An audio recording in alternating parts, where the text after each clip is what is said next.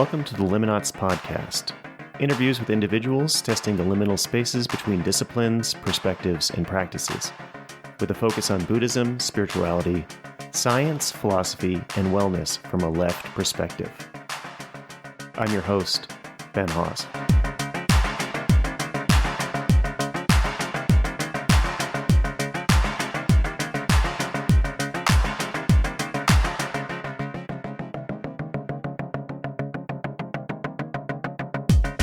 Dr. Asher Walden is a former Zen monk with a PhD in theology from Drew University.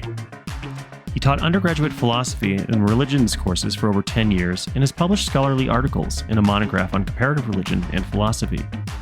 His desire to understand consciousness has led him to research and write on idealistic philosophy and the ontology of realms encountered during psychedelic experiences. We talk about Zen Buddhism, Christianity, psychedelics, and the seeker's path. I hope you all enjoy the conversation, and without further ado, here it is.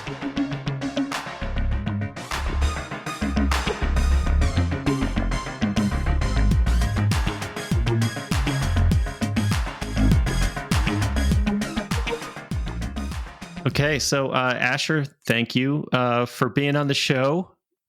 You and I talked 20-something years ago when we were both living at Cambridge Zen Center and haven't met in the meantime, but we've both had sort of circuitous paths through our spirituality and the world outside of, intentional Zen communities. So I kind of just want to talk to you a little bit about your journey and really just kind of the question about when you're on a spiritual path and you're starting with a tradition, how does it work with epistemology? How do you know when you need to stick to a path and when you need something more? Because for me, I know every syncretic tends to run the risk of feeling like a dilettante, right? And wondering if you're getting out before you've really made the meaningful sacrifices that have really humbled your ego and readied you for non-duality or union with the divine, right? That, if you're picking and choosing, you're really going to choose like the tastiest bits that go down the easiest, right? And so I thought maybe you could just kind of talk about your journey and what you've learned about these sorts of questions along the way as somebody who's now incorporated all sorts of different parts into your path. Right. Well, I guess that's sort of a funny way of talking, but if there is such a thing as a spiritual dilettante, I guess I qualify. Because I've studied many things over the years. I've read a lot. I spent some time at the Zen Center, as we talked about. And it was always the case that I would study something, and I would study it or practice it or kind of get into it for a while. And then at some point, I guess I just felt like I had gotten out of it what I needed to. I had some questions answered. I felt like I'm not sure there's another way to put it. That I got what I got out of it, something. And that I was just ready to move on to the next thing. Mm-hmm. And I didn't sweat it too much, to be honest. I didn't think about the epistemology of it. I was always interested in discernment. And I think that was, I like that you started the question with that, trying to figure out, what's my calling? Where should I go next? What's the right way to deepen my spiritual practice?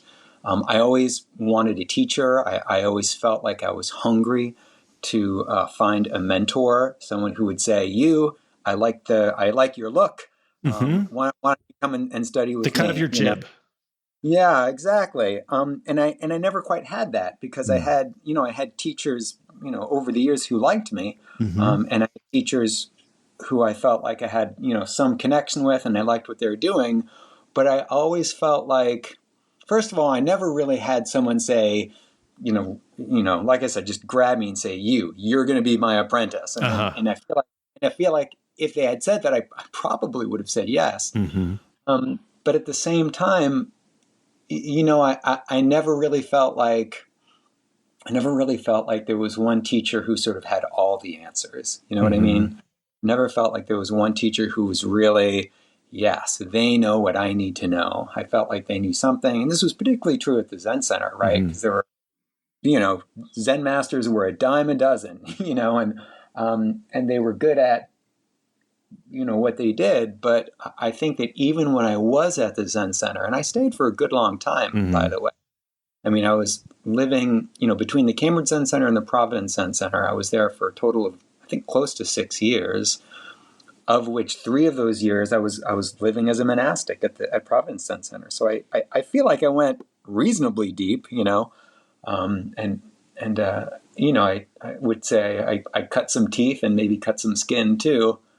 But it just, like I said, it just wasn't quite the right fit for me. And so I don't know how common that is. I don't know if I'm really, really unusual that I couldn't just find something and stick to it, or if maybe, and I suspect this is true, there's a lot of people who like certain aspects of traditions, but it just doesn't quite stick, or it's not quite everything that they need.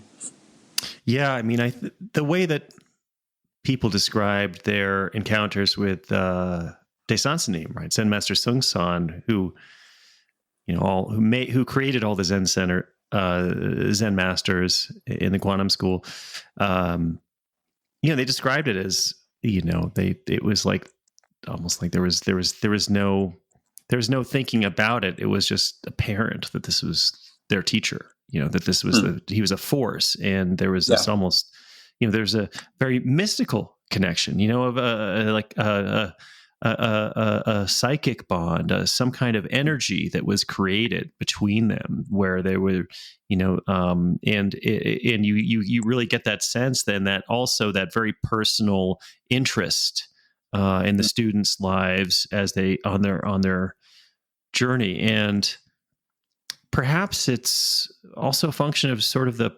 professionalization of the path, by creating this structure with all these teachers. It spreads it, but also diffuses it. And then there's a certain amount of, bureaucracy. They don't want to show favorites, or the borders get a little bit more firmed up. They're less porous between, life and practice. And, and so I think that's probably quite common, especially in this, as it gets more mature, you're not just hanging around in a small house with this, enlightened being who's come over to, find students. You have people who have had their teacher, and now they're like, well, I guess I got to teach this stuff. And it's a very different intentionality, right? A very different mission that Daishan Sanim was on, where he seems to have had a very clear idea that he wanted to find people who he could sort of mold into Zen masters, and have them kind of continue to disseminate his vision for Zen practice and this distinctive kind of Zen enlightenment. And so anybody who was sort of picked and chosen by him was sort of by definition someone who was going to kind of pass along his vision, rather than someone who was going to, start their own sect. And my guess is he didn't want people who were going to start their own sect. He wanted people who were going to teach what he was teaching, Right. And I guess was that more mystical, energetic, kind of subtle energy kind of connection? One of the things that you found was lacking, right? There was the practice, there was the rituals, there was the insight, and the obvious effects of doing all that practice. But had you gone into Zen practice with already a quite strong theistic bent, or feeling of wanting to connect to God through the practice, or did you kind of come in more agnostically, but that developed later? No, I definitely always had a desire for a certain kind of mystical experience. But I should say that the Zen Center was not my first stop on the train, right? So So the longer story is I was born Jewish. I was bar mitzvahed. But my family wasn't terribly observant. We didn't have a strong, community that we were sort of attached to or a part of. I think my parents thought it was just sort of good for a young person to kind of have that experience. Just like a lot of Christian parents bring their children, to church through communion, and then and then the kids leave church and they don't come back until they have children of their own, right? So I had that kind of upbringing, and then in high school I sort of got into transcendentalism and started to get interested in religion and spirituality.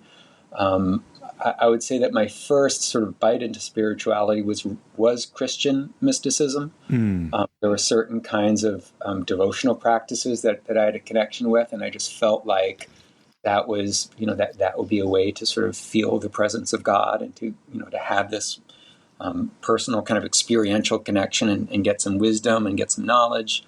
I think in retrospect that I was probably not as spiritual a person as I thought I was or as I wanted to be, and that I was really sort of always more of a scholar because I was reading and I was understanding what I was reading and I was thinking about it in a certain way.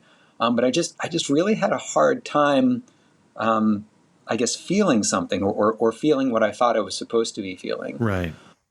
So I guess when I started Zen practice, I thought that would get me closer, and I think it did. Zen practice is good practice, but it's not the be all end all. And after a couple of years, as we were talking about earlier, I just didn't feel like it was getting me that kind of experience in quite the right way somehow. So I guess I sort of skipped a step in for a little while I was in college. I did experiment with with weed and with psychedelics, and it was definitely what they call a recreational setting. Sure. It was interesting, and I think I had some experiences that would be considered mystical experiences, but because I didn't have that kind of language around psychedelics, and because I certainly wasn't sort of part of a culture of using plant medicines in this very specific way, I sort of didn't get much out of it. I think what I was always looking for was, not just a spiritual experience, but a way to apply that spiritual experience in my life, a sense of calling, a sense of vocation, a model for how to really integrate, my spirituality and my sense of who God is with a way to earn a living. I always knew that I had to live in the world, and so part of my time at the monastery too was seeing if that form of life, teachings aside, specific concrete spiritual practices aside, could I live at the Zen Center and just sort of be relatively happy with my life? And I found that I could not, and so I move on. And so I went back to kind of studying Christianity some more. I went back to divinity school. And at the time, I still wasn't actually a Christian, by the way. As interested as I was in mysticism and Christianity, as much as I thought that there was something cool about it, I sort of just didn't get it because I wasn't a Christian. But nevertheless, I kept studying. And in graduate school, I had some people sort of mirror for me pretty quickly that my path was more academic, or more as a teacher, rather than as a pastor or something. Or maybe I just wasn't ready to be a pastor at the time. I don't know, but so I ended up studying theology. I went to more graduate school, so studied a PhD program where formerly I was studying systematics, but what I was really studying was comparative religion. So I actually started reading more within the Buddhist tradition than I had read before, because you don't read a whole lot in Zen, and actually what you read in Zen is not really very interesting. So I started reading Buddhist epistemology eventually, and I read a lot of Confucianism and Taoism, and like I said, I would study one thing for a period of time and get a lot out of it, and then I'd move on to the next kind of text tradition or the next area, I guess. Did you feel that? Did you feel Zen to be a little bit too attached to anti-intellectualism in that sort of iconoclastic way. Yeah, I definitely had the sense that our Zen tradition had gone too far in the direction of not reading, right? Not doing any scholarship. And that's definitely something that I was missing. That's just sort of part of my personality. I like to read. I like to learn. I like to get some more depth and some more detail into some more understanding about what I'm practicing and why I'm practicing and why it's supposed to work. I have that, I guess, almost like an engineer mentality. Like, if I do this spiritual practice, how is this supposed to benefit me? And that's sort of part of intention for me, right? Like, we always talked in that tradition about intention. What's your direction? What's your goal? But we didn't, but it was always very, very vague. Like, yeah, you're supposed to do a lot of Zen practice and then you're supposed to help people. I was like, well, okay, well, help me connect the dots there, because that's like a big gap between doing a bunch of Zen practice and figuring out how I'm supposed to lead my life. And, just sort of keep a clear mind and only go straight, don't know. Maybe that's helpful for some people, but it wasn't, at the end of the day, it just wasn't real helpful for me. It's like if you keep applying more masking tape, eventually the room will get painted. Or something, right? Something like that. Right? It's like you're doing the preparatory stuff, but in terms of helping people, right? You're doing this preparation, but then you never get started. You're hoping that eventually gives you a template or gives you an idea or gives you some sort of vision of, vocation. I mean, maybe in a moment-to-moment situation, right? Your mind gets more clear. You see, and this is how Descentes' name talked about it, right? Someone hungry appears, you feed them. But of course, what if there's 100 million hungry people? Right. Are you supposed to do something about that, or just, You need right? you need some better tech, right? You need some better. So in a way, I would say that my spiritual journey from then on has been about filling those dots, about studying discernment, studying the tools of kind of the kind of philosophic tools of different religious traditions, Western ethics, right, for a number of years. So as I was finishing my degree and in the years after, I was a college professor. So for about 10 years, I was teaching world religions. I taught a lot of intro to ethics courses, intro to philosophy courses, and still trying to figure out, well, this is sort of the system, or this is what we think about how the way the world works and what human nature is. How does this pan out into really helping me figure out or understand who I am and how to live my life? So, I guess I had on the one hand this kind of very know-nothing Zen tradition of just practice and just do it. And on the other hand, this aspect of my personality that just wanted to study and learn and figure it out. And so how do I connect those dots? How do I make sense of it all?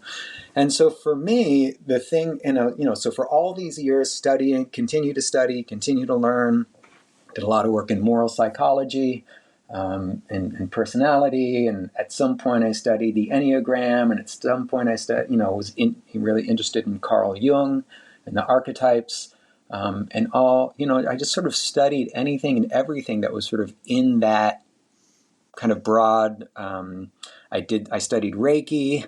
I learned. I just was interested in whatever seemed interesting at the time, and I just hoped that one day I would find my thing. And then what happened was that actually sort of brought it all together was a couple years ago.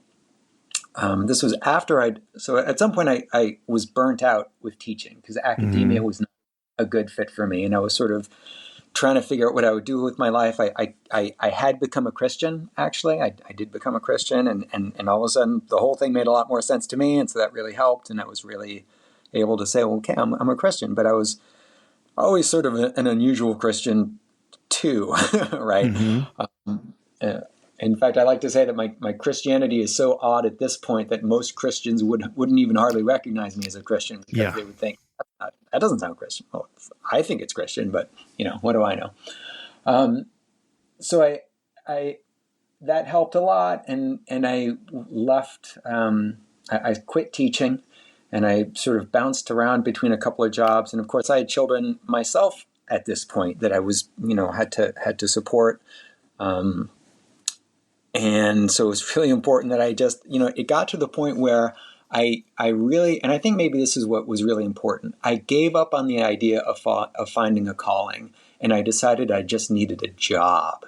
And a lot of my spiritual practices I just sort of didn't have time to do them, and I wasn't interested in doing them. I just needed a job. I need to figure out what I was going to do to support my family, because, my family is just so important to me. I love my wife so much, and my kids are so great, and we've got such a good thing. And it's so much more fulfilling, I guess, than I ever suspected it would be.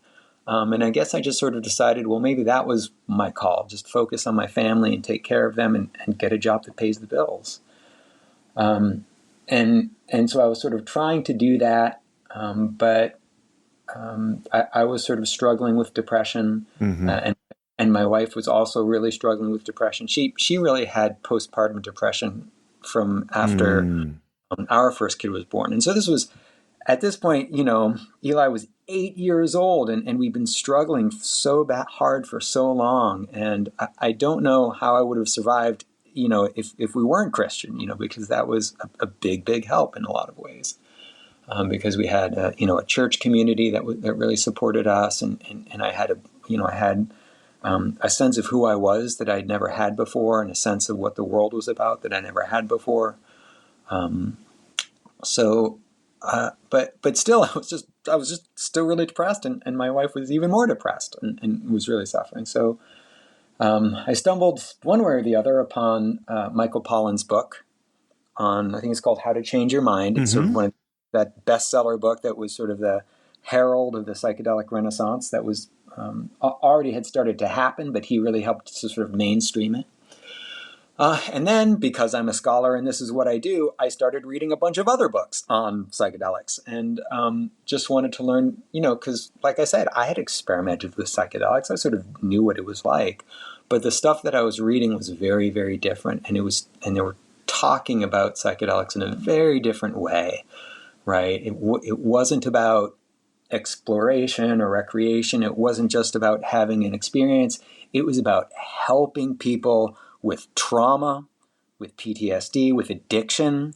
It was about helping people who were really struggling finding meaning in their lives, people who had been diagnosed with terminal illness, right, and who naturally were quite upset by this, right, were really, really depressed. And so there were these studies that where people were seeing if they could use psychedelics in the way that they were being used when people first discovered these substances back in the 50s, and kind of going back to that old research, which had sort of been buried, and starting new rounds of research. And there was sort of a willingness with the FDA, I guess, or the political, I don't know, the political culture that there was some room, there was some space that people could start trying this. And the more they tried it, the more success there was, and nothing succeeds like success. So there are more trials, and now it's really sort of blowing up, and rightfully so, I think. So I came back, and I, under very careful and controlled circumstances, I started doing my own practice with psilocybin, and discovered for myself, with the help of every book that I'd ever read in my entire life, okay, it actually does all make sense.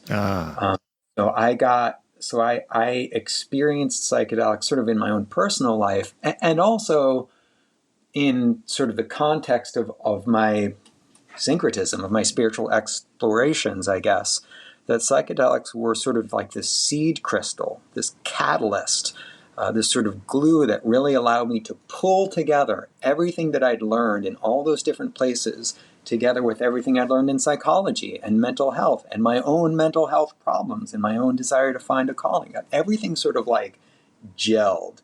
And if you've read any of the literature, a lot of people have that experience with psychedelics, that you have this kind of burst of creativity that allows you to make connections that you just didn't see before. Sometimes it can go too far, and sometimes you can see connections that maybe aren't really there, but you can make connections with things in your past. And of course, that's why, or at least that's part of why, it's so helpful for treating trauma, right? And traumatic memories, that it helps you see things from this kind of higher order perspective where you can see the connections, how things fit together, how things make sense. And you believe it not because it's some doctrine, but because you experience for yourself. You attain it. You attain something. And if you are sort of disciplined with your integration work, not only do you attain it, you keep it. And there are ways of putting it into practice. Yeah. So I could go on, but maybe I'll take a breath here and see if you have some follow-up questions. Yeah, well, that's why set and setting is so important, right? Because you open up this plasticity window with these various various substances, these various tools. Certain ones are briefer and certain ones are quite long. And you can re-imprint yourself. And so in that sense, it's like and if you've done the preparation, both in practices, but then also, intellectually with study, all of a sudden you can actually believe those things, right?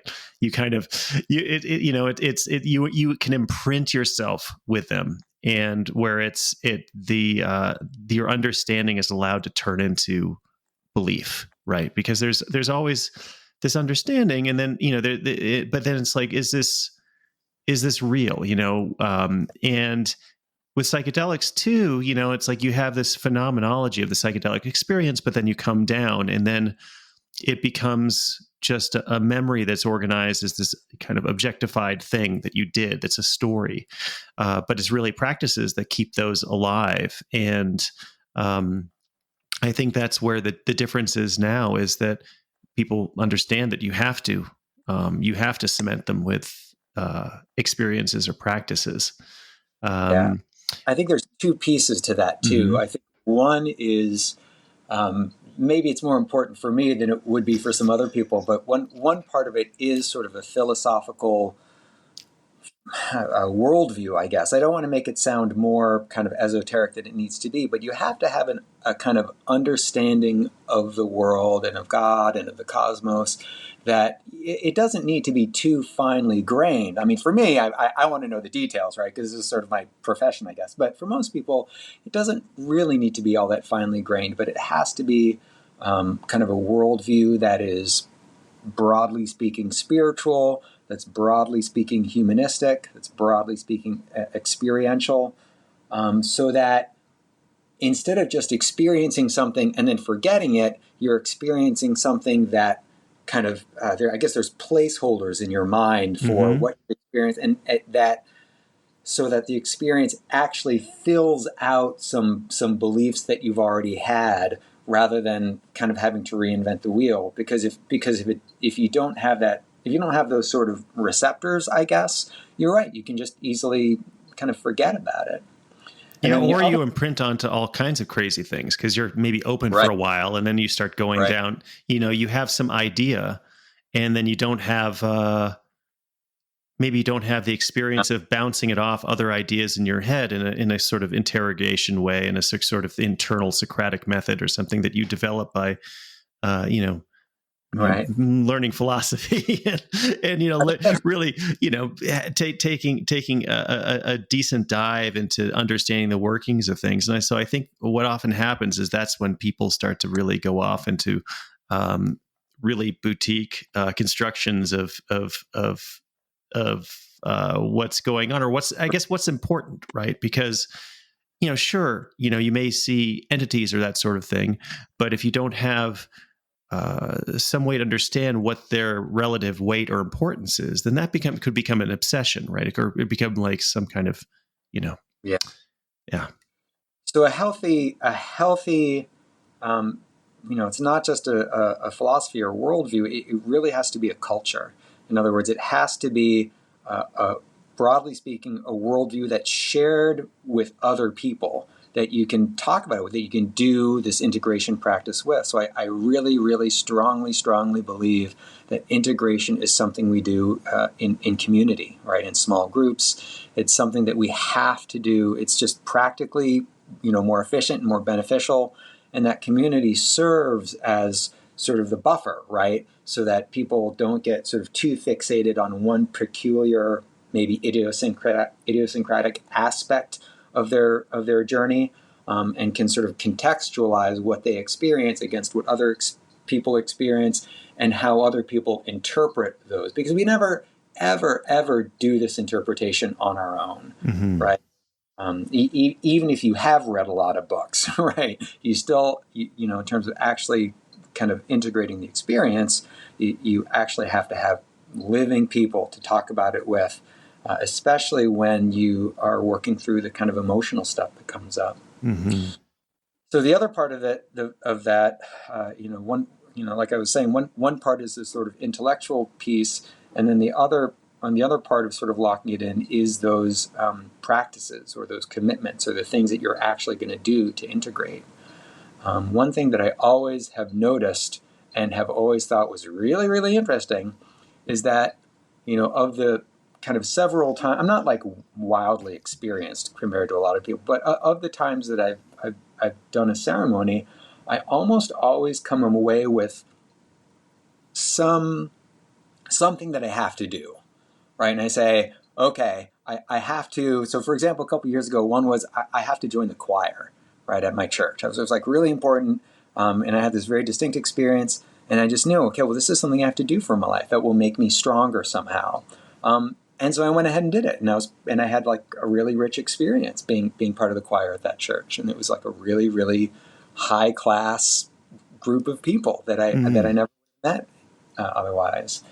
Also, another time was like, I really actually need to start sitting again. So I really hadn't been doing sitting meditation like in decades, and all of a sudden it was like, what? I see now that I need to sit, and I need to do it regularly, and I need to commit to it. I also, over the last couple of years, quit drinking alcohol. Like I didn't drink that much, but I drank relatively frequently, and much, much, much, much happier now that just because I knocked out alcohol from my life. More recently, I had a ceremony, and a couple of things came out of it. But one of them was that I needed to start working out because I'm sort of getting old and feeling weak, and I just came away like, I need to be strong. I need to make my body strong. So I started going to the gym. And by the way, I hate going to the gym. It's not fun for me. And I've never liked exercise. I never liked running. I never liked it. And so I didn't do it a whole lot. But I'm at that age, just because I'm at that age, that I have to do it. Otherwise, I'm not going to feel like my body can do the things that I can do, the things that I need to do, because I've got things to do, So these are ways in which, it's not just the experience, right? It's the way the experience kind of catalyzes your beliefs, your understanding of who you are in the world around you, and also in these very kind of practical, pragmatic ways, things that I need to start doing to not just improve my quality of life, kind of experientially, but to really live better, Well, that's all. That's all very true. I've discovered, much of what you're saying is incredibly pertinent to my own journey. I guess one question I have is, for you, what's your understanding of when your own phenomenology, your own internal experience, when does it become ontology, right? Especially when you're dealing with more mystical experiences, experiencing things that, you can't even tangentially really say, describe it, from a rational scientific point of view, but is maybe even reliable, so Sure. say divination, where something comes up and it's like you suddenly know, oh, this is the truth, I have to do this, and you do it and it like changes your life. But there's lots of times where you do something like that and something comes up and you realize later, oh, maybe I'm actually being a little bit paranoid or self-serving, or I'm having an idea and it's just not necessarily, it doesn't really pan out. Sure. So that's actually two different questions. Okay. You're asking, or maybe the same question in two different contexts. Okay. So the first I guess side of the coin would be a general question about the relationship between psychedelic phenomenology and really philosophical ontology. So how do you experience things about the world, about the cosmos, about the soul in particular, in a certain way, and you want to know how, in terms of those sort of general metaphysical truths, I guess, how do you know that those are right? Or how do you know that what you experience is right? And the short answer to that is consensus. And this is where doing a lot of reading helps. So so two books come to mind, of course. One is the famous Varieties of Religious Experience by William James, and the other is a book called The Perennial Philosophy by Aldous Huxley. And there's another book that fewer people have heard of, but is equally influential, and that's by this guy named Richard Burke, who wrote this thing called Cosmic Consciousness. And it was and it sort of came out of this era, out of the 1800s of spiritualism and people's rediscovery of Eastern texts. And of course, the first wave of psychedelic substances, opium and so on, and coca from the New World. And something about the, I guess, cross-section or intersection, I should say, between mind-altering drugs, the Western philosophical tradition, and the recent discovery of these Eastern Buddhist texts, Vedanta texts, that this whole generation of people all had this kind of collective aha moment that said, oh my gosh, all these people are seeing the same thing. They're saying the same thing. They're describing it in somewhat different ways. They have their different kind of language, but there is a kind of consensus. And I think that's the best word for it. There's a consensus about the truth, about the soul, about the nature of mind. And if you're sort of careful, you can sort of pick these threads together. And so the books that I mentioned are sort of early attempts to articulate what this kind of truth is. And the general idea is that it's just like science, right?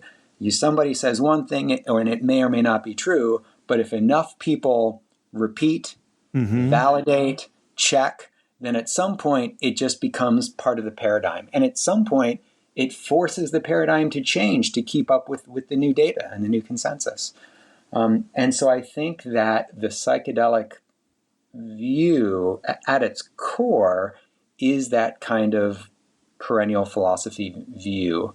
And not everybody knows it, right? Not everybody has read William James, and not everybody wants to read William James. He's sort of hard to read, be fair.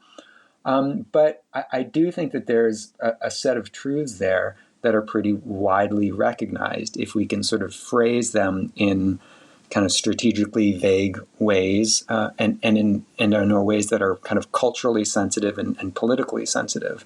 There is truth there, and most people can see it. But again, if you've already been reading that stuff, if you've already been exposed to that stuff before you have your kind of psychedelic journey, then it's going to be a lot easier to say, oh my gosh, and click in, as opposed to if you're just kind of having these experiences, sight unseen. So that's sort of the general question. The more specific question that you were asking is, well, what about specific insights, specific desires, or specific ideas? So how do you know that those are right? So for example, I had this thing that I should join the choir. How do I know that that was right? And I guess one thing to point out is that I certainly never hurt anybody by joining the choir, right? Right.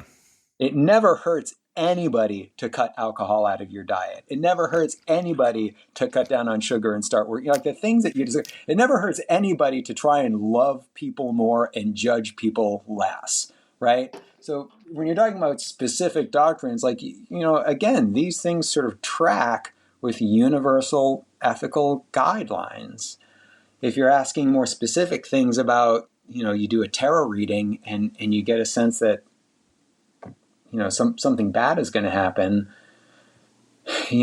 that's harder, because those are not, that kind of information is sort of like predicting the weather, right? You know a lot about the weather, and you make a guess, it's going to rain tomorrow. And then tomorrow it rains, and you never really know, were you right because you happen to know something, or did you just get it right because you were lucky? Right. Yeah. And that's really hard to know. But I will say, and again, this is sort of part of this consensus experience, that people who have had psychedelic experiences are much more open, right, to all sorts of weird stuff, right? Astrology, fortune telling, psychic phenomena, synchronicities, as Jung famously wrote about in some detail. Yeah, I would say that the essence of my first LSD trip was synchronicity. It was the biggest, it was the first time I'd ever understood synchronicity as such. It was one of these, experiences where it seemed like every single thing that was happening was improbable, but exactly the right thing that should have happened. That people appeared out of the woodwork and became instant friends and, lovers and all sorts of things that happened, and, like just incredible stuff. It was, that was my experience, was that it's like there was this world beneath the world that you could tap into. And then, like before I understood what the Tao was. Right.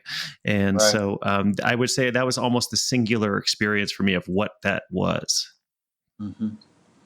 Yeah. That's beautiful. That's wonderful. I love those kinds of experiences.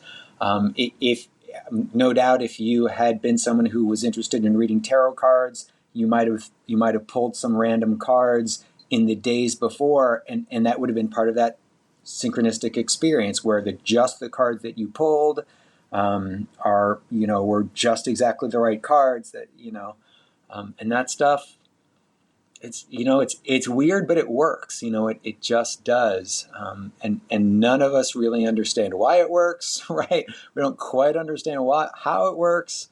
Those of us who are kind of philosophers at heart have some ideas about how it all fits together, but even that sort of like, your best guess based on the data. But it's just amazing that things work as well as they do. Let me put it that way. I guess, yeah. I mean, it's always a question. Well, the rational part of my brain wants to say, okay, well, it's essentially a Rorschach test, which is still useful for yourself, right? Because you can gain access to deeper intuitions that, are maybe pulling or synthesizing information, right? And are making you aware of certain things and giving you, this kind of black box knowledge of, oh, this is what I must do, that you couldn't necessarily have assembled from all the things that you've learned about the world and all of your perceptions. But, also too, if you accept that it's a message from the universe, right? That this is like, oh, this is, I'm being told this is what I should do. Either way, I think the question of, and I think this is, we can get into this further, since this is a particular interest of yours, divination practice. And one of the questions I always have is, our attachment to wanting to know what's going to happen, or attachment to trying to control the future or control the chaos of the world through creating a story about it. And so I guess, what do you think is the balance between,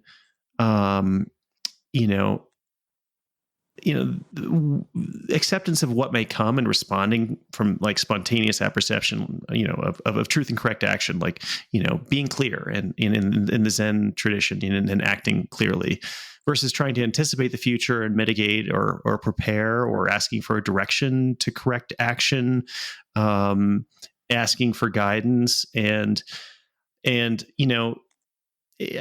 guess it's kind of like, should we be like the lilies of the field, right? Have no thought for the morrow. Right. If we were really believed, Matthew 6:25, would we need divination? Right. The lilies of the field is like, to me, that's like another way of talking about enlightenment. Like, yeah, we would all love to be there, but most of us are on our way there. I think part of what the spiritual traditions do is they give us images of what it would be like if we were enlightened. But at the same time, there's a difference between being enlightened and figuring and sort of getting from point A to point B, right? And that's the discernment question, right? How do I make decisions? What's my guess, right? We're always doing this. We're always kind of licking our finger and sticking it up in the air to see which way the wind is blowing. And we do that with everything, right? We read the weather reports. We read what we can about the stock market. We make decisions about what kind of job or where we might move to. And we have to have, all sorts of methods in order to, make decisions. And it would be great if there were one method, one kind of crystal ball that kind of would always work for all, keep a clear mind, go straight, don't, be one, if there were just one direction or one ethical guideline that we could just always follow, well, that would be easy. And so far as I know, the only thing that really makes sense is something like go with the flow or follow your heart or follow your bliss. And the problem with that is then you have to, this is sort of Sartre's problem, right? Then you have to figure out, well, what is your heart? What is your telling you? What is your bliss? How do I know what's going to make me happy in 15, 20, 30 years? How do I know? How would I know that? So even things that sound like they ought to be kind of one-hit wonders aren't. So again, discernment has always been interesting for me. I've just always just been interested in this idea of decision-making as a spiritual practice, but also using spiritual practice to make better decisions, make decisions that are actually going to make me happy and that are actually going to help me get where I need to go, even if I don't know where I'm going. And it turns out that these divination resources have a certain kind of magic. And I guess it's sort of like, I don't know, I guess it's sort of like psychedelics in a way for me, that there's something there that sort of pulls a lot of things together, about how to make stories, about how to tell a story, about how to make sense of your life. So just for example, you can never know where you're going or decide where you want to go if you don't have some kind of judgment or perspective on what you've done so far, right? You need to know, well, what have I tried? What worked? What didn't work? What's my judgment? And of course, that judgment is very, very, what's the word? It's very, it's a shot in the dark. We never know how our lives would have been different if we had made different decisions. We never really know if we made the right decision or not. We often feel like, well, that definitely wasn't the right decision. I certainly regret that. But on the other hand, that decision led you to where you are now, and there was some wisdom there. So it's really kind of an impossible problem. It's a tough nut to crack. And so I guess the first thing that I could say about divination, so I studied the tarot a couple of times. I was interested in Enneagram. I studied the I Ching a lot. That was one of the ways I sort of started getting into Jung, actually, was his stuff in the I Ching. And then I read Synchronicity, and he had some things to say about astrology, which is like, for me, astrology is just off. It's just, astrology is just, that's a step a little bit too far for me. But I think that from a mythological standpoint, there's certain things that that the idea of astrology gets right. And it's part of that story that we tell about who we are and where we came from and what our relationship is to the universe at large. One thing that astrology gets right is this relationship between the kind of internal cosmos or microcosm and the external world or macrocosm, that there is a harmony there, and that when those harmonies are particularly amplified, then we call that a synchronicity. These things happen that are public, that are falsifiable, that other people can say, oh my gosh, yeah, that really did happen to you, and that really is objectively weird, right? There's no shortage of empirical evidence of those sorts of things, although you could always say, well, that's just a coincidence, and we only notice it because it's interesting, and it's not really... Yeah, so arguments can be made. What I've come to with the divination stuff, to sort of summarize it as succinctly as I can, let's say someone could say, well, you drew these cards and you looked at these cards and the cards are probably random, but when you looked at those cards, because you were working so hard to make sense of the cards, because you were working so hard to tell a story, you made these connections. And in fact, you made these connections about your life or interpreted your life in ways that you would not have done otherwise, because they just are sort of like a trigger for your own mind, right? Your own subconscious. If someone said that, I guess my response would be, great, it works. Well, I don't understand why that's a criticism, right? Right, it's the Rorschach test, right? Yeah. More than a Rorschach test.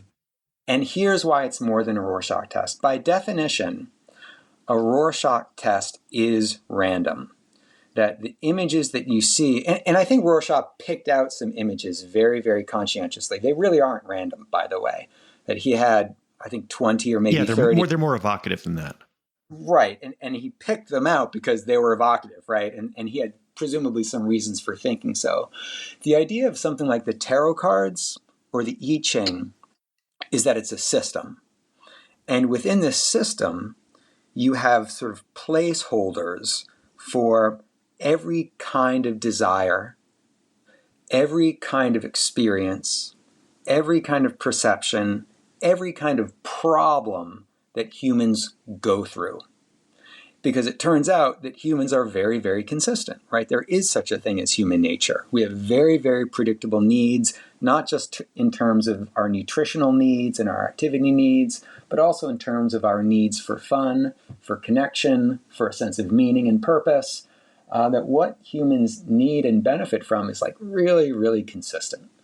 And you can see those sort of elements in things like personality testing, which has gotten very, very good because of the large sort of statistical methods, large data statistical methods that we have.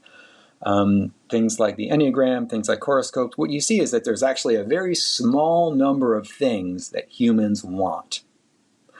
And some people want these things a lot and they sort of ignore the other ones, and other people specialize in other domains. But if you could see all the domains, actually it's finite. It's very predictable. And certainly traditional Chinese medicine has a number of ways of capturing these. The 5 elements are ways of capturing these. There are all these sort of correspondences between elements and colors and astrological signs. All these sort of systems just are ways of sort of capturing the cosmos from a phenomenological perspective.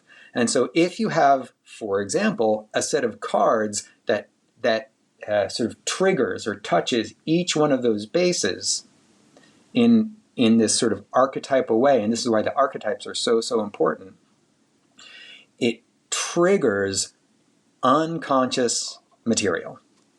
Right? Not just stuff that you wouldn't probably have thought of otherwise, but stuff that you really legitimately couldn't have thought of without the triggering or the activation of the relevant archetype.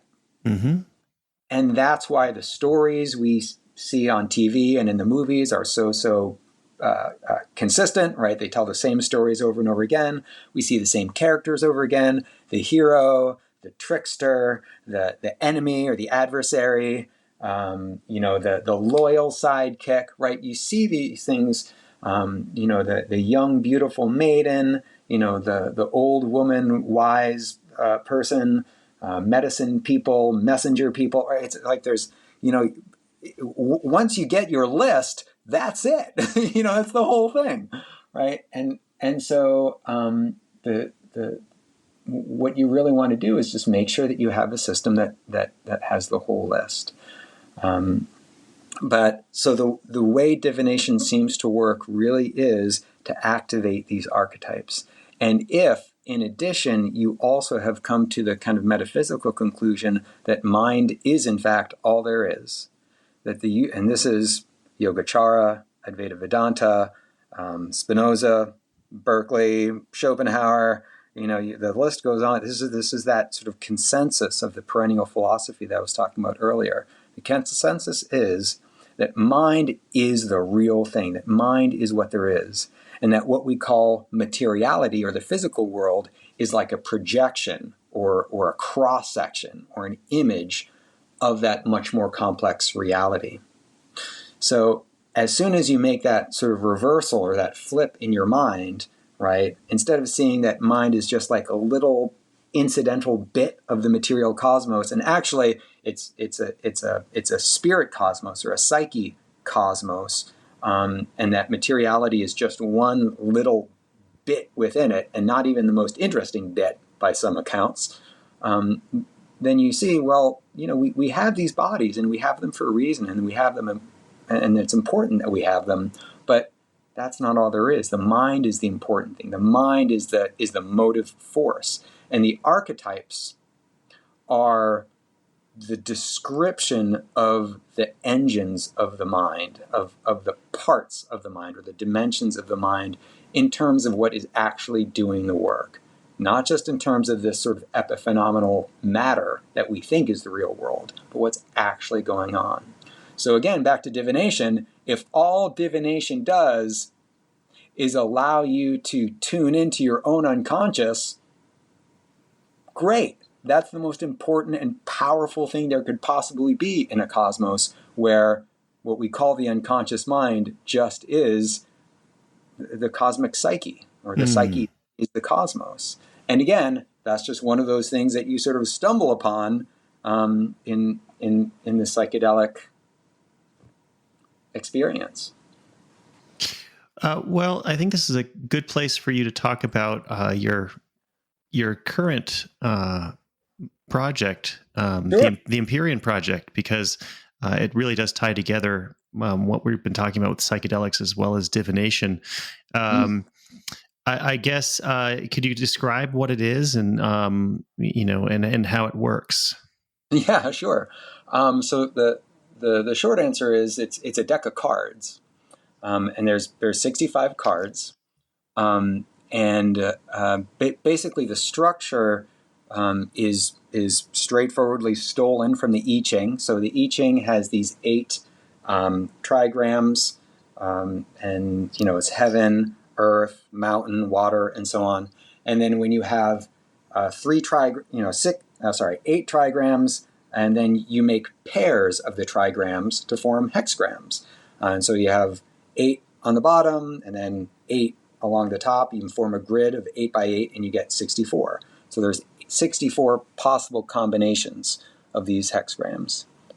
And so I've used that structure in combination with everything that I learned from the Enneagram and everything that I learned from empirical psychology, especially personality psychology and moral psychology,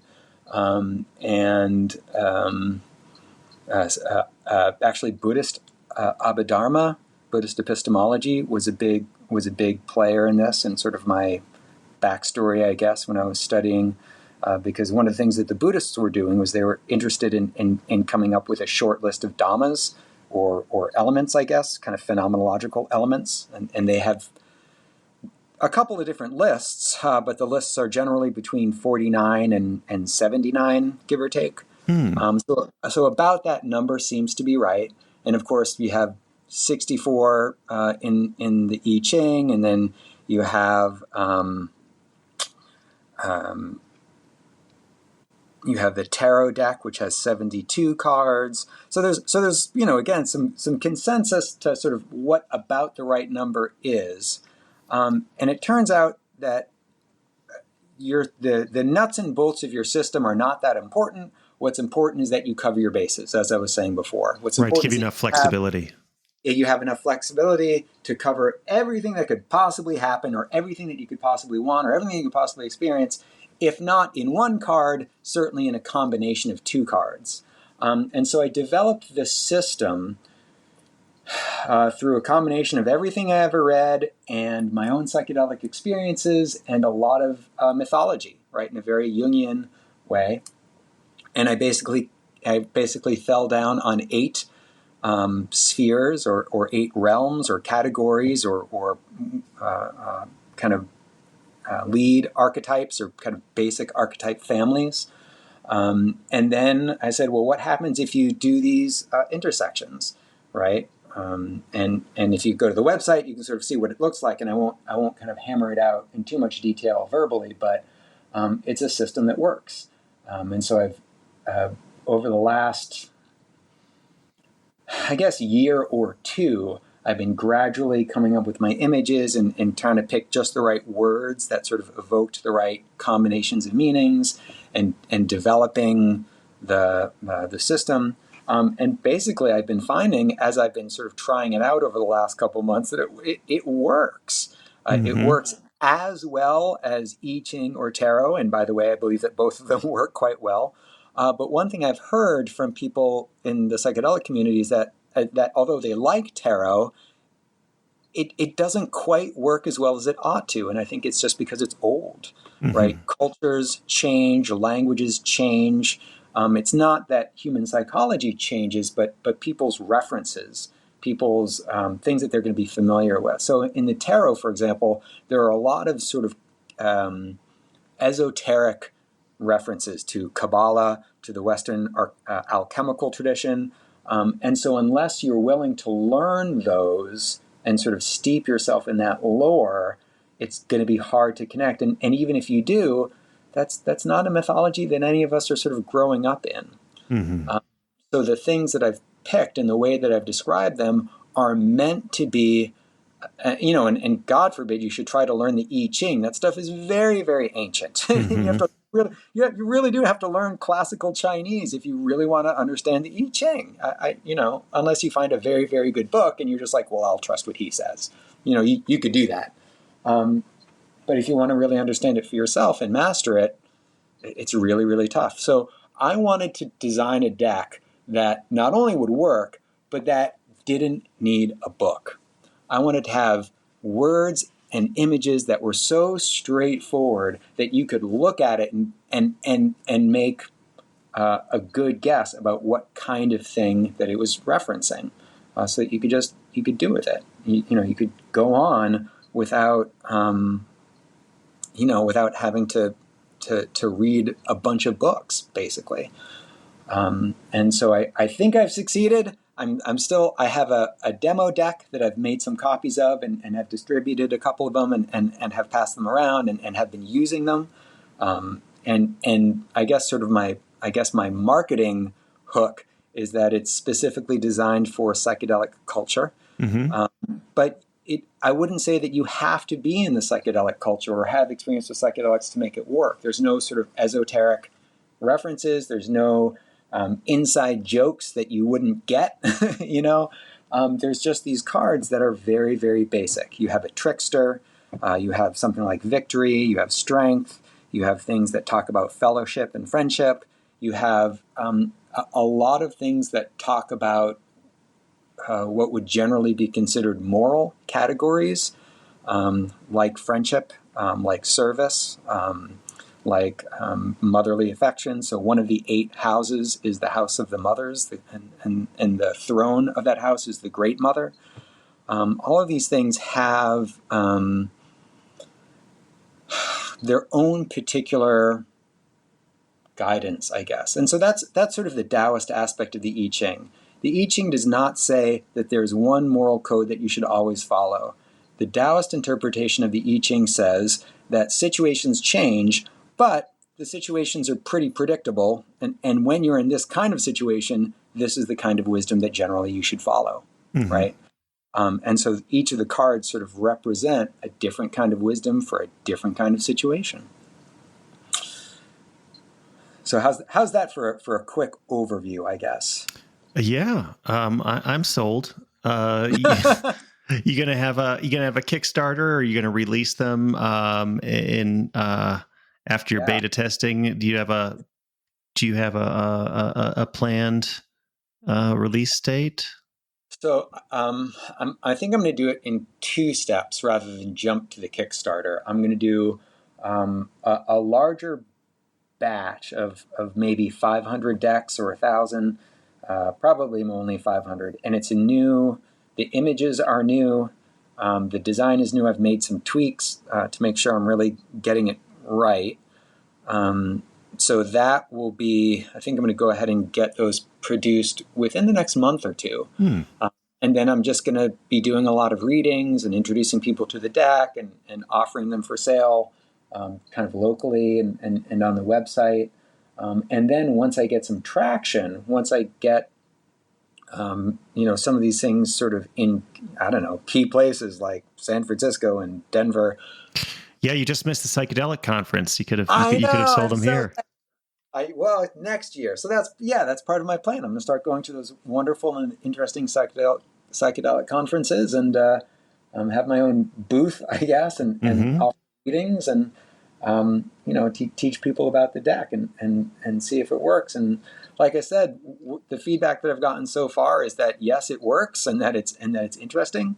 So I'm just going to kind of keep going with it. Wonderful. And then, Kickstarter maybe next year or. I guess just swinging back to psychedelics again. So one of the things that happened to me, same thing. When I was younger, I had this first experience with LSD, and then I thought I could find it again by just taking a lot of acid over and over and over again, and a lot of mushrooms over and over again as a teenager, not knowing what the hell I was doing. And then, got basically, more and more detached from the world and like paranoid, and like just the world I was coming back to was paled in comparison. And so that's how I ended up in Buddhist practice, was essentially as a way of, finding a way that I could get on this journey in a way that was, grounding me to reality, but also keeping the door open. But then coming back into psychedelics really through, I did ayahuasca, and I did a bunch of times in ceremonies. And then the interesting thing for me was that ever since I did ayahuasca, if I do any other kind of psychedelic in a really more than a micro dose, and I do it at all ritually, and I don't really do them besides the smallest microdose. I wouldn't do them in anything that wasn't ritual or with intention. I get the when I did the ayahuasca, like the ayahuasca goddess appeared and guided me through and took me on this tour. And then each time I did it, like I would actually get meditation practices. She would say, okay, do this. And I would do this for like 3 or 4 months. And like, it would be really helpful for me, and would show me things. And now if I do even something else, she comes.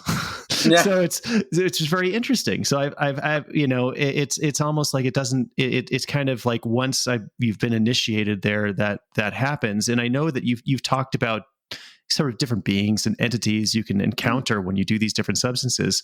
So I wanted to ask you, do you feel like each plant is its own kind of different spirit or personality, or do you think you're just kind of you're just basically just channeling the divine, and it's just whatever way you find it? Or do you find that these different plants have like like their own little daemons or spirits that that they bring about.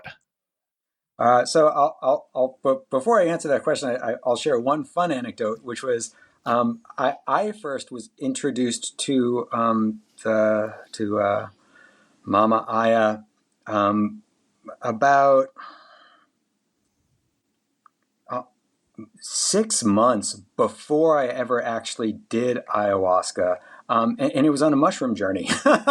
I was minding my own business in what I thought was sort of the mushroom world or whatever, and she just sort of passed by and just sort of, as if some important person were walking by, made eye contact with me and said, I'll be seeing you soon. And I felt tremendously honored and humbled. And I thought, wow, I was not expecting that. But I wasn't like in a hurry. And I didn't make any plans. But sure enough, however many months later, I went ahead and did my first ayahuasca journey. And I too have had an experience with even the first one. The journey began before it began, right before I got the stuff. Yeah. And the first time it was like, things started to happen before I took it. The next time I did it, 2 weeks before, I already started to feel it. I already, it was like, it's quite an incredible thing. Yeah. The trip seems to happen before the trip starts. Absolutely. There's something really powerful about that. That synchronicity thing, that sort of axis. So I have a professor back in graduate school named Robert Corrington, and he talks about the phenomenology of religious experience in this very detailed and clear way. He talks about sacred folds, and he describes a sacred fold as an event, for example, an encounter with a goddess, right, that has so much semiotic weight, has so much psychic momentum, I guess, that it almost fragments and sends shrapnel almost out in all directions. So not only do you get sort of after effects, things happen before as well, and in funny places, you get sort of fragments like reflections, like not fragments like something broken, but reflections like when you put a prism in the window and the sun shines through it, and then you get rainbows in different spots on the wall, right? It's like that. It's like this moment in which sort of the psychic energy sort of is sort of so intense, like a star or something collapsing, and then explodes back out. And that seems to be a pretty good. He didn't mean it this way, by the way, but that's a pretty good pretty good description, not only of synchronicity, but of the specific kind of high voltage synchronicity that can happen in a well-intentioned, well-formed psychedelic experience. So I like that language. I'm not 100% committed to it all the way, because he has his own kind of philosophical commitments that are sort of to the left of the psychedelic renaissance. But yeah, I think that's true. I think that what happens is, there's not just two worlds, a physical world and a divine, spiritual, mental world. There's dimensions, right? There's layers and layers and layers. And the physical world is one of those. But then there are these other worlds, and the idea of the 8 spheres or the 8 houses is one way of capturing that geometry, actually. And so there are sort of intersections that are pretty consistent. And it's not that, so in answer to your question, it's not that there are different gods who live in different plants. I think that these archetypal beings, these beings of pure kind of psychic power, I guess, and semiotic power, they're discrete-ish. They're sort of like quanta or packets of energy, and they tend to show up in the same places. And what the different medicines do is they attune your brain as a receiver to pick up different frequencies. So what that means is, so there's this old, 20th century perennial philosophy idea that the mind is not that the brain does not create mind, but that the brain is more like a receiver. A receiver, right. And maybe a transmitter, right? So what we're doing is we're picking up vibrations that are out there, that exist, that are objectively real. And Rupert Sheldrake talks about this with his morphological fields. Sure. And, Sure. There's a number of people who sort of picked up on language in different ways. But the idea is that, first of all, again, generally, maybe different plants are sort of better at attuning you to somewhat different frequencies. On the other hand, I think that different people are naturally attuned to certain frequencies, and that what psychedelics do is, they give you the kind of bandwidth to pick up, a broader range of this cosmos of sentient beings, but they also help you attune. So, I found the same thing, that my kind of attunement happened with mushrooms, actually. Mm-hmm. So even when I do other things, if I take a CBD gummy, or when I did ayahuasca, the experience was actually a lot like the psilocybin experience, because my brain has become, I guess, with training and practice, to become attuned to this sort of specific bandwidth of sacred experience, right? And I think that's part of why it is true that different people do experience different things in different psychedelic experiences, because not only are their brains sort of reacting to sort of different movement on the dial because they're taking different substances, but also their entire past life of experience, all of their set and setting, all of their intentions, lifetimes of karma, are attuning them to, again, a specific bandwidth, right? So I think people will find that they will tend to specialize in that, and it wouldn't surprise me one bit if it turned out that that's sort of why people sort of settle out on different psychic abilities, or different kind of what you would call new age interests, I guess, or even to a lesser extent, different kind of philosophical or esoteric perspectives. It's not because because they are kind of getting a different slice of the pie. I think that psychedelics would be failing us. I think psychedelics would not be worth the hype if they didn't tune us all in, to some extent, to some shared kind of human spiritual experience, right? Not just the spiritual universe in general, but that specific aspect of the spiritual universe that chooses to embody or gets embodied in and as humans, right? So that should be shared, that should be public, that should be something that should be a kind of empirical religious perspective as it evolves. But at the same time, just as we all specialize in our music ability or arts or math or whatever it is that we're good at, I think it's also true that we sort of specialize in our psychic or spiritual proclivities,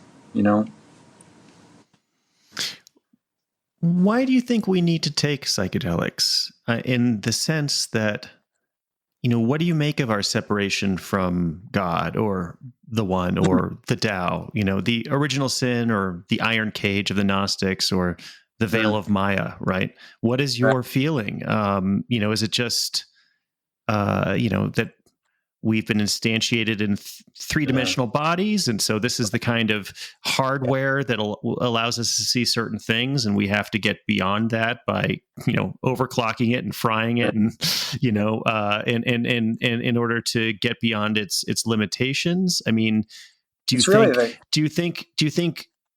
Well, I guess what I would say is, do you think that our separation is sort of God understanding the universe through the kind of prism of us all, or do you think that what do you think? What do you make of this? Like for yourself, that we have to do these things, that we can't just do this on our own without really trying. Yeah. So what you're really asking is the question of suffering. I guess so, because also I wanted to talk to you about, if you thought I heard you say before on another podcast that we overvalued suffering, that you thought, overvaluing suffering was kind of demonic. And then De Saint-Nim's voice of saying more suffering necessary, came in my ear at the same time. So, yeah. I feel like I have I have earned the hard way a really, really good answer to that question. And I feel like I understand the answer to that question very, very well, especially when I'm in the middle of a psychedelic journey. But, explaining it in a way that sounds plausible is really, really tough. And explaining it in a way that doesn't sound like a collection of half-assed, what's the word? Platitudes. That's the word I'm like. It's just so easy to say that God is love, right? It's so easy to say that more suffering is not. It's so easy to talk about free will, but to understand it for yourself, I do think that that's one of those things that you can only answer yourself, for yourself, through your own experience, and principally through suffering, unfortunately. That there's this way that I think, let me put it this way. I think that there are certain gates that every soul has to pass through in order to attain its sort of completed state, or to develop or to change into its next rotation. I don't think that all humans have to pass through those gates in the same order. I don't think that they all pass through the gates in the same way. And I'm not at all convinced that they have to pass through all those gates in one lifetime. I'm pretty sure that you have several lifetimes to go through all those gates. But I am certain that you have to pass through all of those gates. And that's sort of the system. One of the houses in the system, in the Empyrean system, one of the 8 is the house of tyranny. And throughout all of my psychedelic journeys over the last couple of years, including not just psilocybin, but sort of psychedelic aspects of a good old-fashioned THC, delta 8, but also ayahuasca. One basic component of all those has been the importance of all those houses and the importance of that 8th house in particular, that house of conflict, of struggling, of division, of animosity, the house where hatred grows and bitterness grows and selfishness grows. And there's something about that house which, as much as we hate it, as bitter as it makes us, as much as it makes us feel as if the system is broken, it's actually not broken. It's actually working in just the way that it's supposed to. And probably the best metaphor I can think of, or that I've heard, is that it's like childbirth. And of course, Paul talks about it as this world being the pangs of childbirth, right? And that's why we suffer, and that's why we die, that we have this suffering. And if it were just suffering for the sake of suffering, it would be senseless and pointless and stupid and quite broken. But it's not suffering. It's the kind of suffering that is necessary to produce this great good, right? This new life, this new child, this new being. And it's not just that God couldn't think of some better way to structure the system. It really is the best system that there could be. And you wouldn't believe it unless you saw it for yourself, unless you could see that suffering in the context of all the pieces of the puzzle, in the context of this kind of, for lack of a better word, this God's eye view. And so far as I know, the only way to believe it is to see it. And the only way to see it is through either psychedelics or intense ascetic practice, right? Mm-hmm. And that's sort of the final piece of the puzzle for me, that if you get to the point where you can sort of understand suffering in this sort of way, in this way that doesn't ever make you say, oh, it's okay, you should suffer more. That's just the opposite, right? It's the suffering that makes you understand that, we suffer as much as we have to, but for God's sake, let's not suffer any more than that. Mm-hmm. That Mm-hmm. there's a certain degree of suffering that's sort of part of the system, and that we can stop suffering as individuals and as a community and as a planet. We can stop suffering as soon as we all see for ourselves, I get it now. I don't have to suffer anymore. And I think that that's kind of our next step as a culture. I think that we need to have individuals sort of having that experience for themselves. I think we need to have a culture that promotes, not psychedelics for their own sake, and not even psychedelics for the sake of so-called mental health, but psychedelics as part of a culture. And this will answer your question, that once the culture gets straight, once the culture gets back on track, ideally, we wouldn't need psychedelics anymore, right? Mm-hmm. Because you would have people who are just sort of raised up in these beliefs about how the world actually works, and about why suffering is bad, and about why the only reason we suffer as individuals and as a society is because we think that suffering is necessary. We think that suffering is like inevitable, and it's not, right? It's there in order for us to kind of recognize the scope and range and bandwidth of the human experience, and then we just choose, well, that sucks, I don't want to do that anymore, right? Yeah, and think of the kind of classic case of the alcoholic who cannot quit until they hit rock bottom. Why? Because until then, the alcoholic thinks it's not that bad.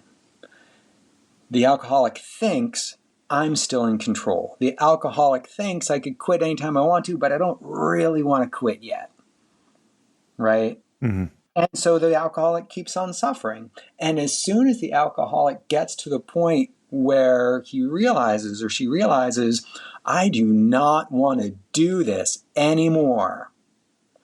Not because I'm hurting my family, not because it's immoral, not for any other reason than I'm going to make a different choice now.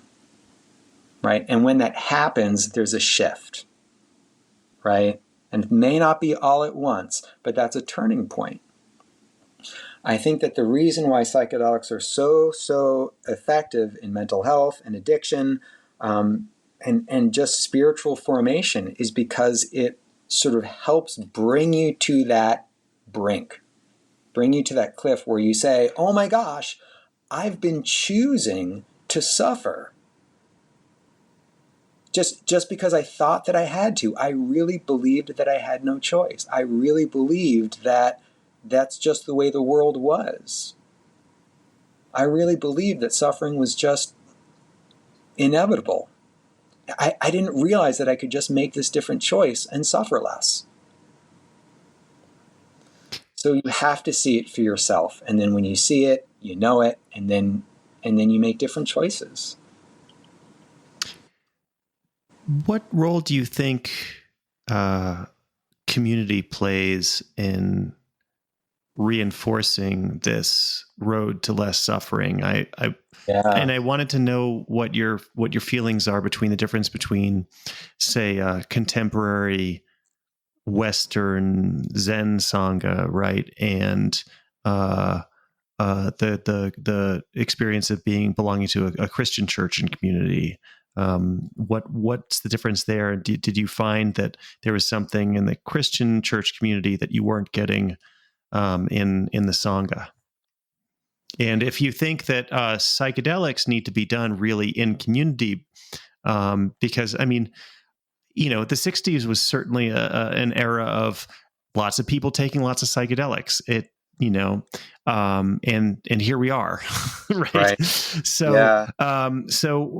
how does this all not just add up to, maybe a lot of people who then go on to, spiritual journeys and a lot of interesting music, or a lot of, people interested in different philosophy. But we kind of need to actually say the future of the human race and our children, and the biosphere and all the other species that are dying, and maybe life in the universe itself. And so I'm always like, well, how do we get out of this fully alienated advanced capitalist mode of, as Marx said, like all that is solid in our relationships and our institutions dissolving into thin air, and we are just left alone, and so sometimes it feels that's one of the reasons I feel like sometimes people get into trouble with psychedelics is that they're doing it alone, and they don't know what to make of it, and then they feel isolated in their new knowledge and don't know where to put it, and feel like no one else understands them, or what have you, or they're like the world itself seems really flimsy and unworkable, even more so. So I guess that would be my last question here. Sure. And I think that that's a really good question to end on. I think, so Marx famously thought that economics trumped culture, certainly trumped religion. I think that culture trumps all. I think culture certainly trumps religion. And I think in the long run, culture trumps economics, because, economics are not inevitable. It's not natural. The economic systems that we have are the way they are, as people like Foucault and others have pointed out, because people make decisions and people are sort of motivated. I think that culture is so, so important. And I think that if we are to have a kind of psychedelic renaissance that sticks, it won't be because there's a new religion. It won't be because there's a new dogma or a new institution.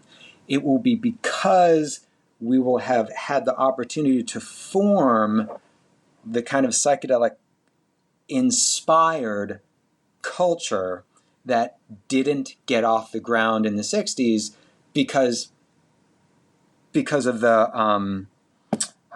laws that were passed to illegalize, to schedule psychedelics in 1970. So what happened was you had this thing that was clearly transformative, clearly new, and clearly threatening to the status quo. And so the status quo that was in power, Nixon said, well, no, we don't want that. And there was an easy way that they could stop the thing in its tracks. They forced psychedelic practitioners to go underground. Many psychedelic practitioners, most really gave up on psychedelics and tried to seek out other spiritual practices, Eastern practices, New Age practices that were stale gruel compared to the richness of the psychedelic experience, which is not to say that people need to do lots of psychedelics and that they need to keep on doing psychedelics all their lives. Again, it's not a new religion. It's not a new communion.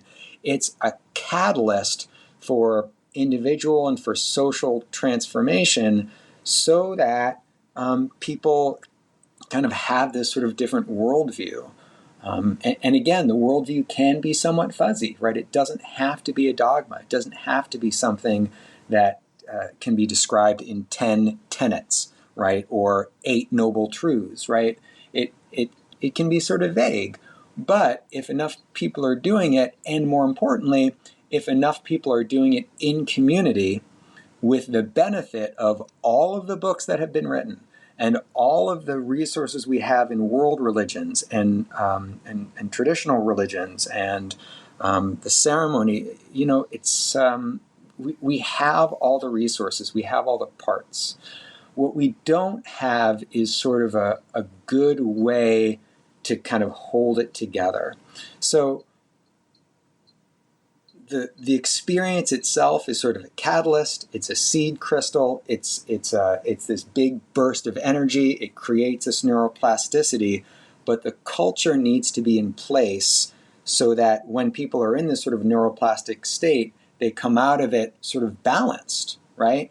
And they're not so. And as we started talking about at the very beginning, the critique of syncretism Mm-hmm. is that people are going to pick and choose what they like, pick and choose what they're already good at, and they're not actually going to make any spiritual progress because they're just going to like what they like, and they're not going to kind of do the work to go into their kind of growing edges, to fill up their deficits, right? Because that's going to be the stuff that they don't like, that makes them uncomfortable, that they have resistance toward. So they're just not going to do it. So I do think that we do need some kind of glue, some kind of structure to hold it together so that, again, to make sure that people are covering their bases. They're not just doing a lot of Zen practice. They're not just focusing on social justice and then getting burnt out. They're not just focusing on, the environment or something. People get a balance. And I think that the way to do that is a system. And that's the other way the other reason why I've come back to this idea of the system, like the tarot or the I Ching, because a system shows you your blind spots. It doesn't just echo back to what you already know on a conscious or even a subconscious level. It pulls up things that are in your psyche because we all share the same collective psyche, right? The collective unconscious, but that are not coming out because of our trauma, because of our imbalance, because of just plain bad culture. So the idea is that if you have something like this deck, you have not just a mirror that reflects what you want to see or reflects what you like, but actually reflects sort of the whole spectrum, right? So that you can see not just what I'm experiencing, but what I'm ignoring. Not just what I'm experiencing, but what other people are experiencing, right? So we have a kind of shared language within which to sort of build a new culture, not even necessarily a psychedelic culture, but maybe a psychedelic inspired culture that will really help us work together and to speak the same language and to build bridges and work together in the ways that we need to do to, save the planet. All right. Well, I guess, what would you say is a way of, there's a whole lot of people who are, doing this on their own or in small groups, or essentially as they go to a psychedelic retreat where it's basically they're a paying client of a retreat experience. None of it's really community, except in the sense of it's just a whole lot of aggregated individuals, and then people who are selling books, or who are running these large now corporations who are starting to get into psychedelics, and so how do we, what would a community, what would be the seed crystal for community, I guess? Like how would actual community form, as opposed to just a whole bunch of aggregated individuals stochastically making the right decisions, which, obviously, right. How does that ever happen? Because if it were just like, if people just knew they would do the right thing, well, that's never worked out, My understanding of the sociology of it is that you start with small groups, with many, many small groups. And the small groups are sort of the incubators. You don't go directly from one person with a good idea to a social movement. Mm-hmm. The small groups, the kind of dedicated groups of people who know each other well and rely on each other, and who have some internal diversity, right? So they have different people doing different jobs. The small groups, I believe, is really the key factor.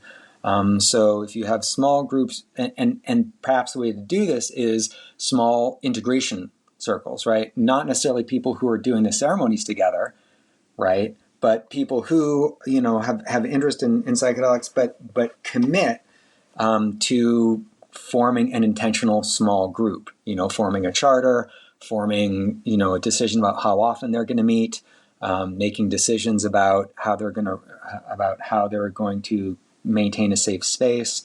I think that small integration groups, small formation groups, so-called alpha groups, are the key. And I think that first of all, those kind of are already spontaneously forming around people who share an interest in psychedelics, and I think that that's good.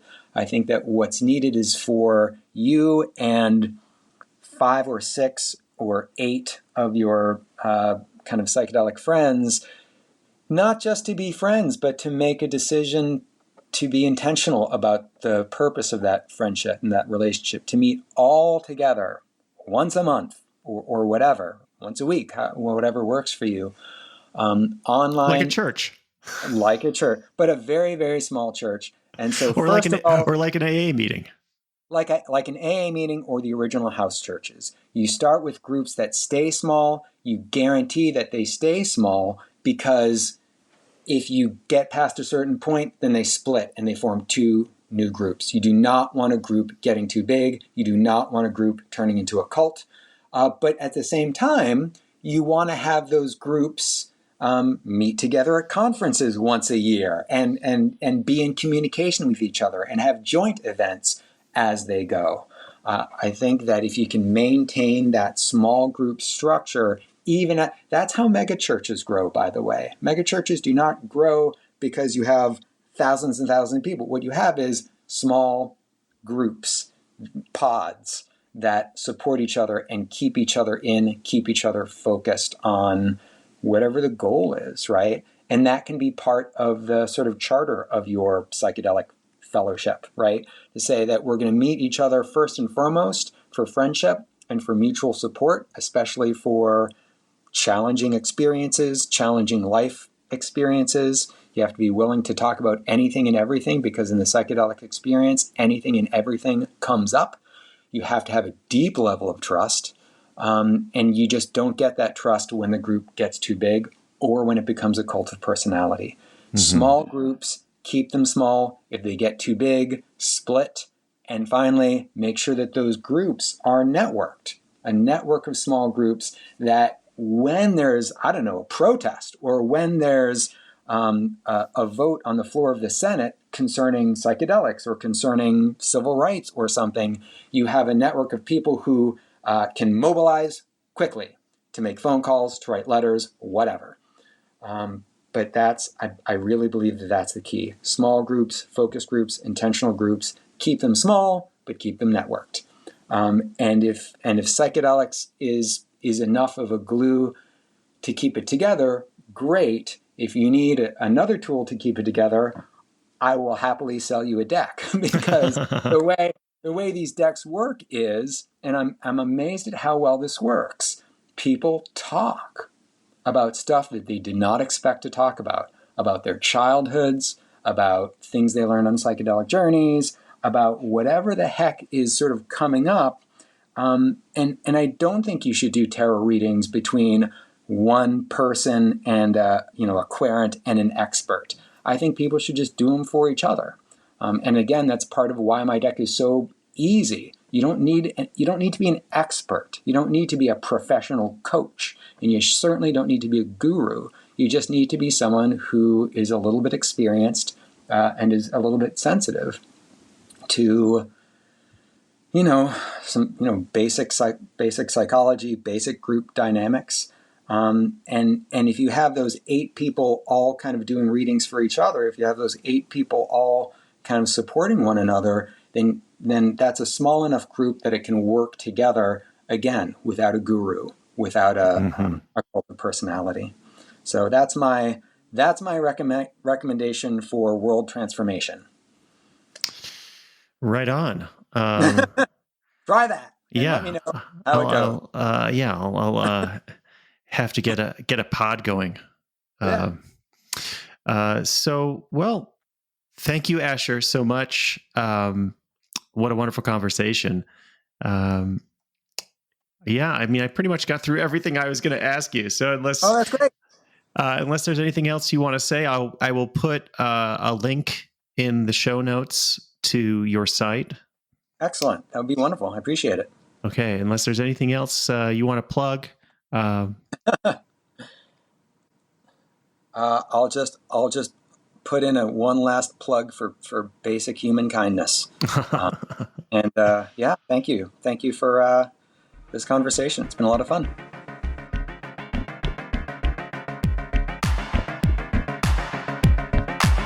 Thanks for listening. You can find plugs and links in the show notes. If you've enjoyed this, you can feel free to contribute to the Patreon at patreon.com/theluminauts. Till next time.